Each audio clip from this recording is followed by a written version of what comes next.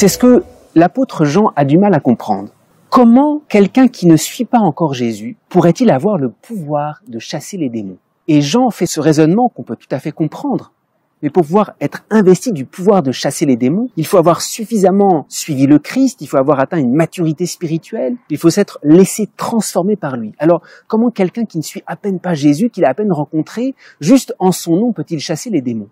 Justement, c'est peut-être ce qu'il y a de très très grand dans le mystère de Jésus. À peine quelqu'un l'a-t-il rencontré, même s'il ne le suit pas encore tout à fait. Il a le pouvoir de chasser les démons, c'est-à-dire, il a le pouvoir au moins d'avoir cette lumière en lui, de chasser le mal.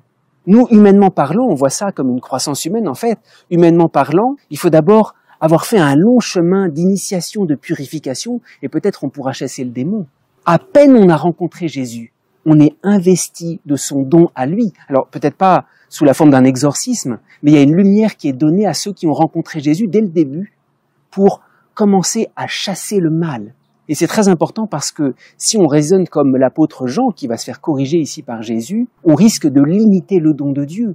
On risque de dire, mais comment est-ce que Dieu pourrait faire des merveilles à partir de pécheurs, à partir de gens qui ne se sont pas totalement convertis? C'est la magnanimité du don de Dieu qui peut passer comme il le veut à travers tous les hommes. Et on risque de se limiter nous-mêmes parce qu'on se dit, ah, est-ce qu'on est assez fort? Oui, dès qu'on a rencontré Jésus, il y a une lumière en nous qui peut agir et œuvrer pour chasser le mal dans nos frères.